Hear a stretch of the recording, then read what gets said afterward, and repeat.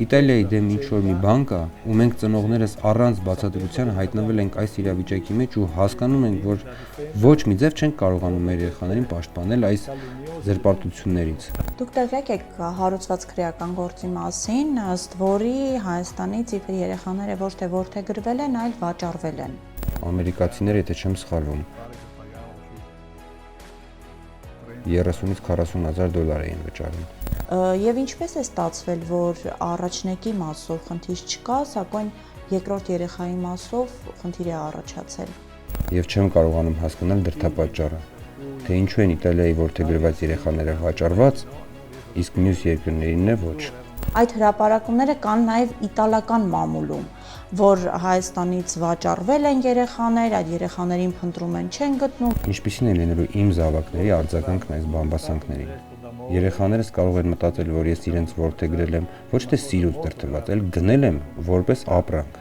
Այսինքն դուք ներկայիս կառավարությանը կվստահեք եւ ներդրում կանեք Հայաստանում։ Կոնկրետ Նիկոլ Փաշինյանի կառավարության մասին է խոսքը։ Հուսամ օգտակար կլինեմ Հայաստանին այնպես, ինչպես Հայաստանն ինձ պարգևեց ծնող դառնալու բերքրանք։ Դուք կարծում եք, որ Նիկոլ Փաշինյանը տեղյակ չի այդ process-ի մասին եւ արդյոք նրա գիտությամբ չի, այս process-ը առաջ ընթանում։ Խնդրելու եմ Հայաստանի Հանրապետության վարչապետին, որպես ծնող օգնել ինձ։ Ինչքան ես գիտեմ, դեպի Իտալիա որդեգրվել են մոտ 200 երեխա, այն 600 երեխաների ճակատագրերին ինչ է եղել։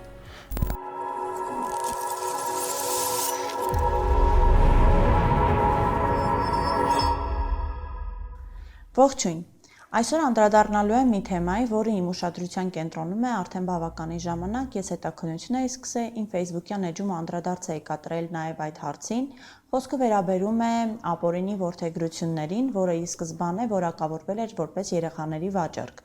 2019 թվականին հարուցվեց քրեական գործ Հայաստանից երեխաների վաճառքի հետ կապված, որը հետագայում վերավորակավորվեց եւ դարձավ երեխաների ապօրինի որդեգրություններ։ Այսօր իմ հյուրն է Իտալիայի քաղաքացի գյուղատնտես Ջորջո Ֆիդենատոն, ով Հայաստանից որդեգրել է 2 չքնաղ աղջիկների եւ այսօր զրուցելու եմ մանրամասների մասին։ Ողջույն։ Շնորհակալ եմ, որ համաձայնեցիք եւ հյուրի եկաք ինձ։ Ես եմ շնորհակալ ձեզ։ Ես գիտեմ, որ դուք Հայաստանից որդեգրել եք ձեր 2 աղջիկներին եւ կխնդրեմ մանրամասներ պատմեք, ինչպես ստացվեց, ինչու որոշեցիք հենց Հայաստանից որդեգրել երեխաներ եւ առհասարակ գործընթացի մասին պատմեք մի փոքր։ Ես եւ կինս 2004 թվականին ունենալով երեխաներ որոշեցինք դիմել որդեգրության։ Իտալիան, ինչպես նաև ամբողջ Եվրոպայում միջազգային որդեգրության համար պետք է դիմել Հագայի կոնվենցիայի համաձայն միջազգային որդեգրության։ Եվ 2004 թվականին վերջնական որոշում կայացնելով որոշեցինք որդեգրություն կատարել հենց Հայաստանից։ Հաշվի առնելով մշակութային ընդհանրությունները, սկսեցինք հետաքրքրվել տարբեր երկրների ընթացակարգերով։ Կարող էինք ընտրել Ռուսաստանից, Հունգարիայից, բայց ընտրեցինք Հայաստանը։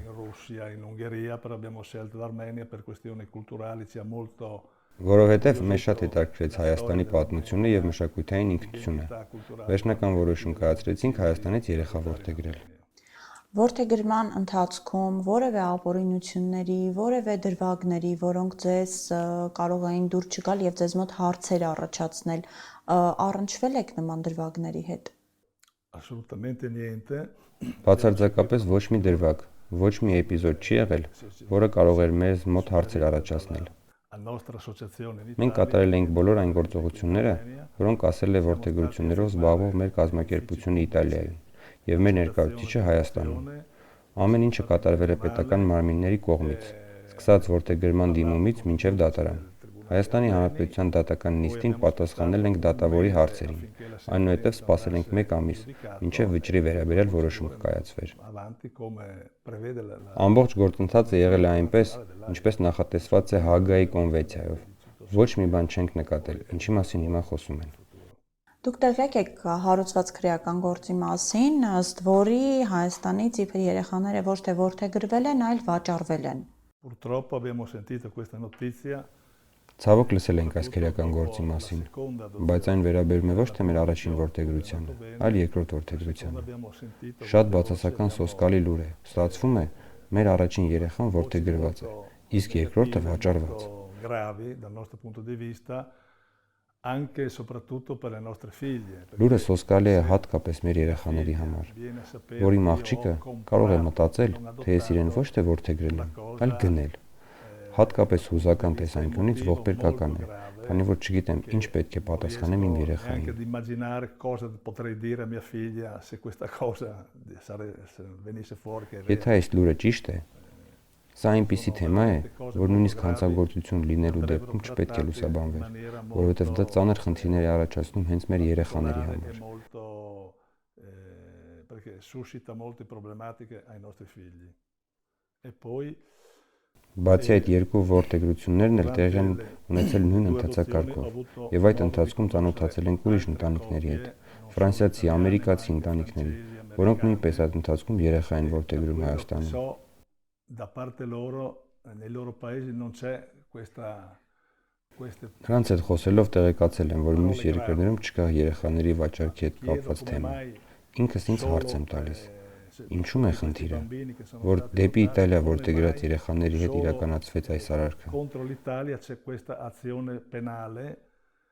mentre negli altri paesi che io conosco e che Քանի որ մյուս երկրներն էլ որդեգրության ծառայության համար վճարում էին շատ ավելի, քան իտալացիներս։ Չեմ կարողանում հասկանալ տրամաբանությունը։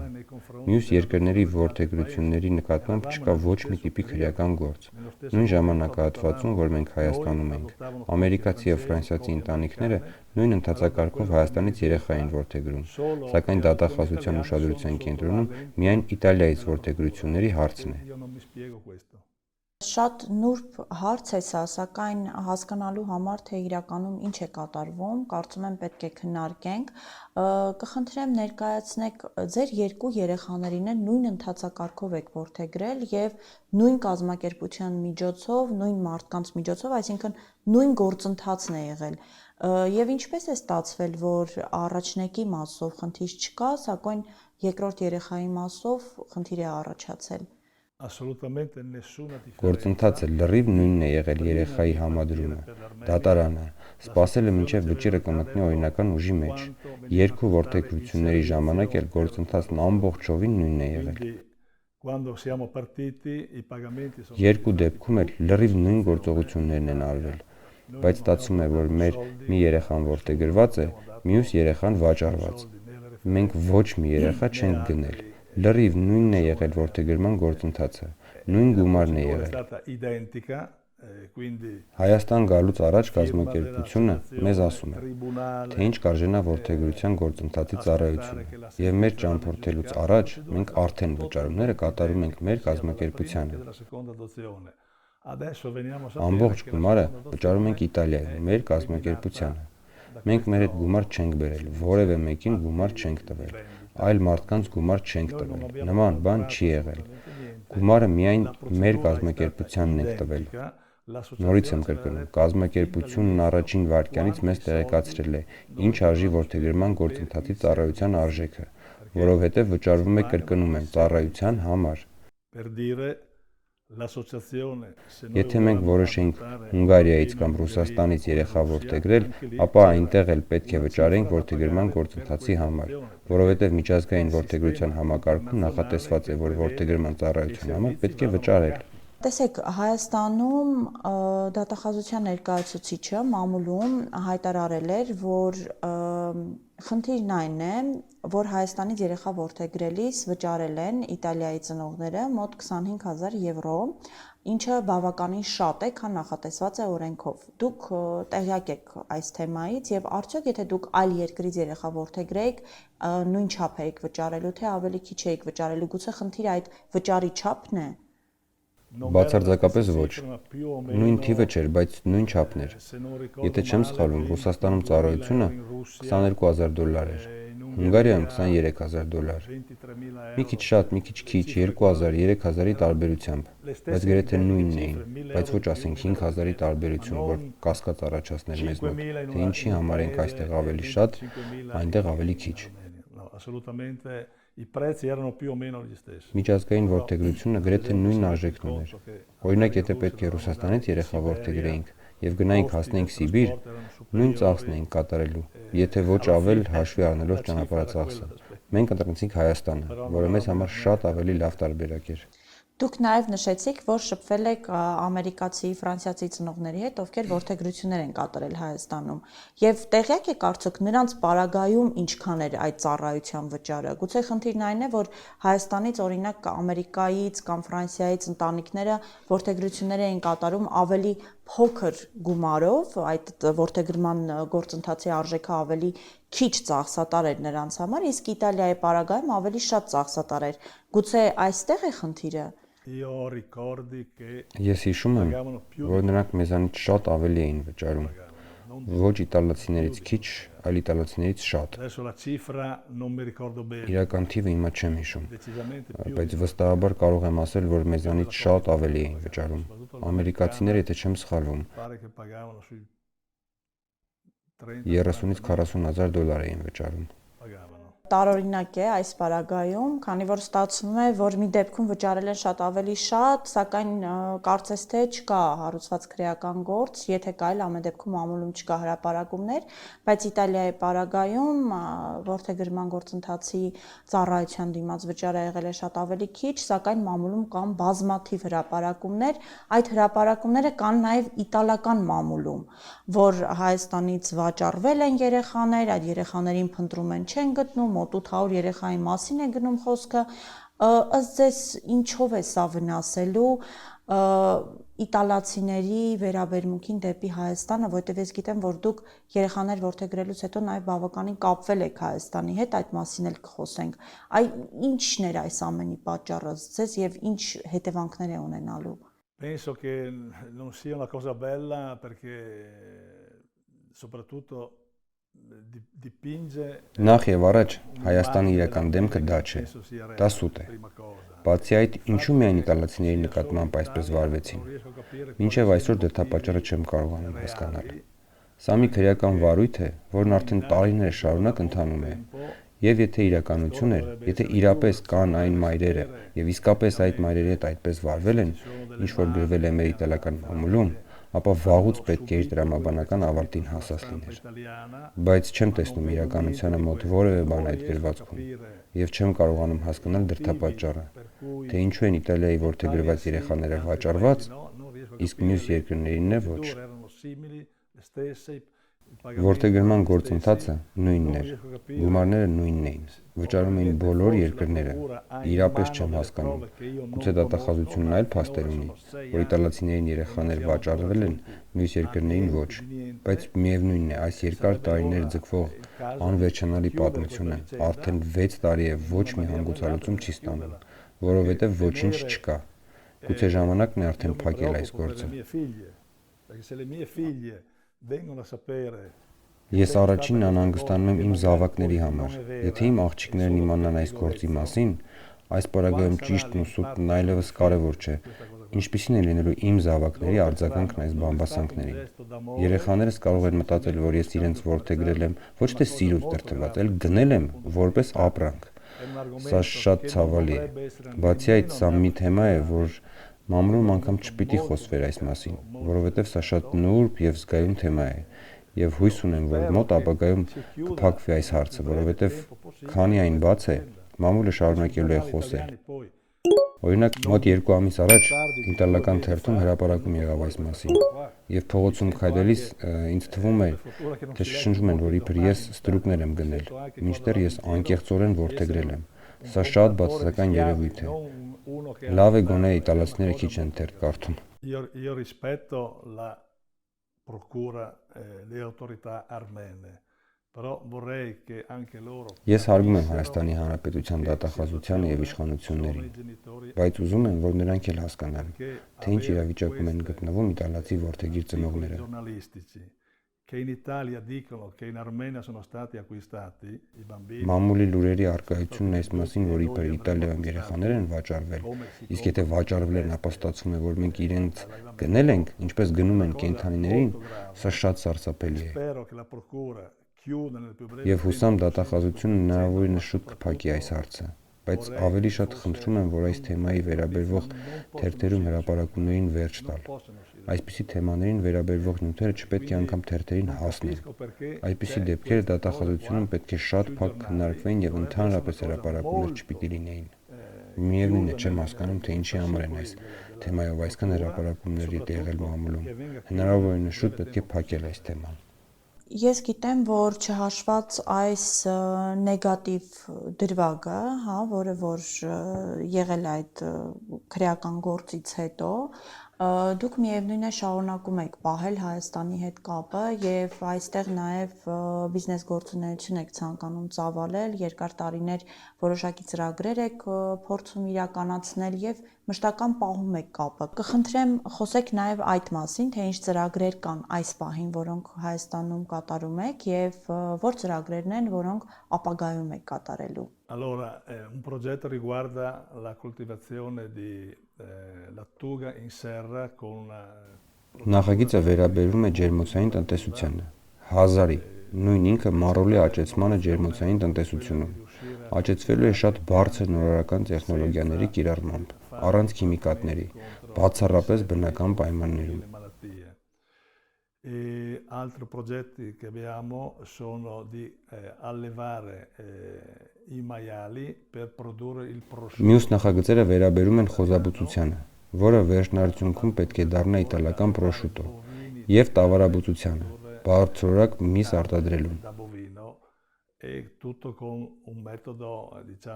Բոլոր նախագծերը նորարարական տեխնոլոգիաների օգտագործմամբ են։ Այս մասով հանդիպումներ ունեցել եք պետական կառույցների հետ, որոշակի համագործակցություն ունեք, թե դեռ նոր եք աշխատում այդ ուղղությամբ, ինչ փուլում են գտնվում այս 3 պրոյեկտները, որովհետև հետաքրքիր ինովացիոն ծրագրեր են եւ ինչ ընթացքի մեջ են։ Սկսել եք, թե նոր մտածում եք, որ պետք է սկսեք։ No, abbiamo avuto dalla nostra parte molti incontri con il Ministero che si sono dimostrati molto disponibili։ Նախարարությունների հետ բազմաթիվ հանդիպումներ ենք ունեցել։ Ցուցաբերել են մեծ հետաքրքրություն, համագործակցության եւ աջակցության ցանկություն։ Una volontà da parte del Ministero di aiutarci in questi progetti։ Նախարարության կողմից արկա է մեր ծրագրերի իրականացման աջակցելու մեծ ցանկություն։ La fase che dobbiamo comprare per quanto riguarda il progetto della serra, comprare il terreno։ Ինչ վերաբերում է ջերմոցային տնտեսությանը, այժմ գտնվում ենք հողը գնելու փուլում, որտեղ պետք է կառուցենք ջերմոցը։ C'è uno scambio proprio di informazioni reciproche։ Նախարարության հետ շարունակական համագործակցության մեջ ենք։ Փոխադարձ տեղեկատվություն ենք փոխանակում։ Quasi emotivo, diciamo, ma è una bella esperienza e devo ringraziare։ Իսկապես շնորհակալ եմ այս կառավարությանը մեր ծրագրերին աջակցելու, ընդառաջ գնալու համար։ Ջանք չեն խնայում, որ ծրագրերն իրականանան։ Մենք էլ մեր հերթին ցանկանում ենք մեր փորձառությունը բերել Հայաստան։ Ես գիտեմ, որ դուք Իտալիայում գյուղատնտեսական խորհրդատվություն եք մատուցում եւ բավականին բարձր պահանջարկ ունեք, ոլորտում բավականին կայացած եք։ Ինչպես կգնահատեք Հայաստանում գյուղատնտեսության վիճակը եւ արդյոք կառավարության ջանքերը այդ ոլորտ բավական են, թե քիչ են, կարող են ավելի շատ լինել։ Io non conosco molto bene la realtà armena e indubbiamente è un paese։ Ես հայկական գյուղատնտեսության վիճակից շատ լավ տեղյակ չեմ։ Vedo che ci sono molti imprenditori privati che stanno facendo։ Անկասկած ոլորտում կան շատ խնդիրներ եւ փոփոխության ենթակա հարցեր։ Stato interviene con misure per incentivare la produzione։ Բայց տեսնելով շատ անհատ գործարանների լայնածավալ ներդրումները, հասկանում եմ, որ պետությունն ակտիվորեն փորձում է զարգացնել այս ոլորտը։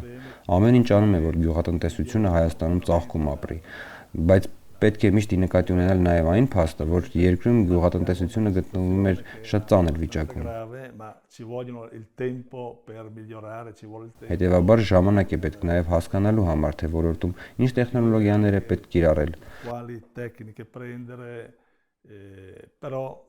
sono convinto che sta lavorando questo governo per migliorare la situazione։ Համոզված կարող եմ ասել, որ այս իշխանությունները աշխատանք տանում են ոլորտի զարգացման համար։ Ես էլ իմ հերթին ուզում եմ իմ համեստ ներդրում ունենալ Հայաստանում այս ոլորտի զարգացման հարցում։ Հուսամ օգտակար կլինեմ Հայաստանին այնպես, ինչպես Հայաստանն ինձ պարգևեց ծնող դառնալու բերկրանք։ Դուք Հայաստանի հետ առնչվում եք 2009 թվականից սկսած, այսինքն մինչ այսպես ասած 2018 թվականի հեղափոխությունը եւ դրանից հետո ինչպես կգնահատեք Հայաստանում իրավիճակը, առաջ էր ավելի լավ այլ երկրներից եկած բիզնեսմենների, մարդկանց համար պայմանները, թե 2018 թվականից հետո։ Devo dire, confessare che prima del 2018 non avevo valutato la possibilità di intervenire.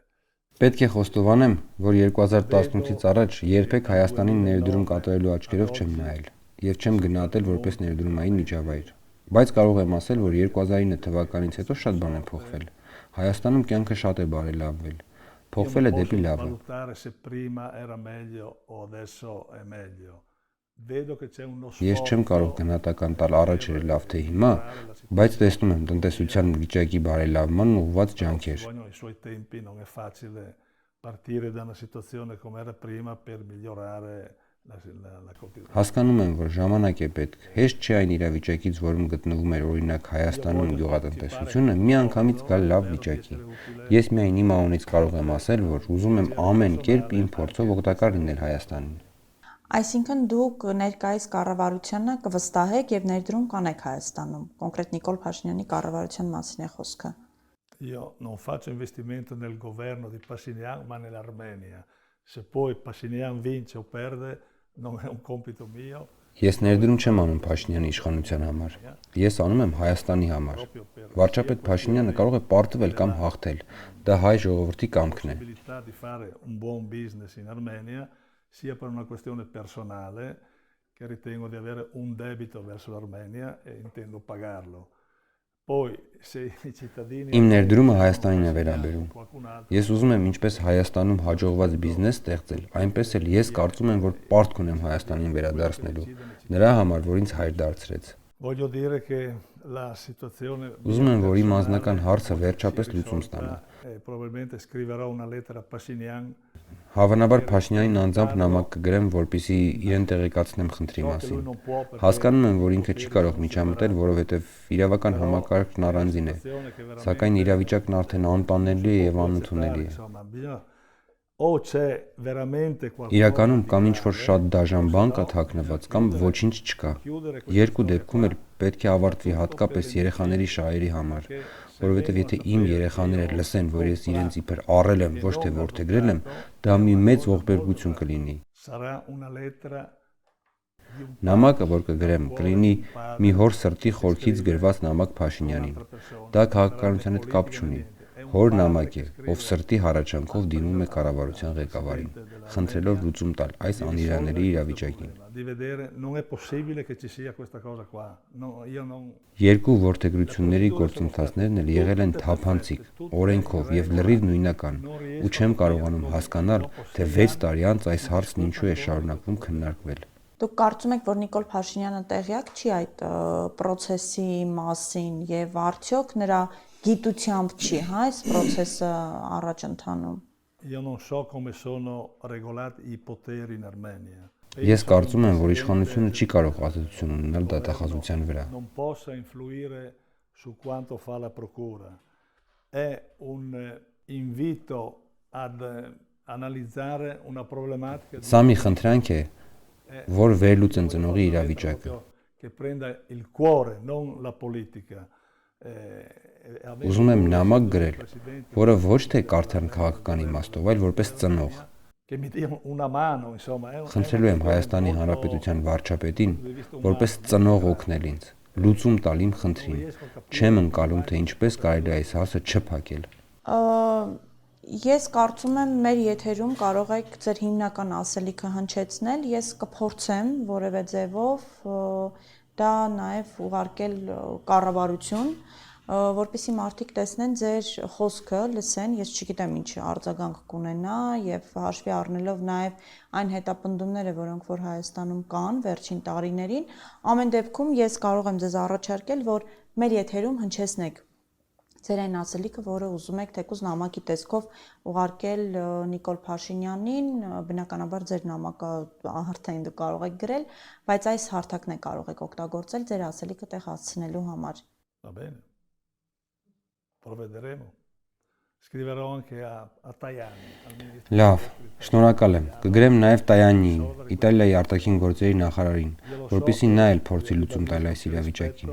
Ես վստահում եմ Հայաստանի Հանրապետության իշխանությանը, ինչպես նաև դատախազությանը, բայց 6 տարի շարունակ այս մասին խոսելը, թերթերում այս մասին գրել, ինչպես նաև իտալական մամուլում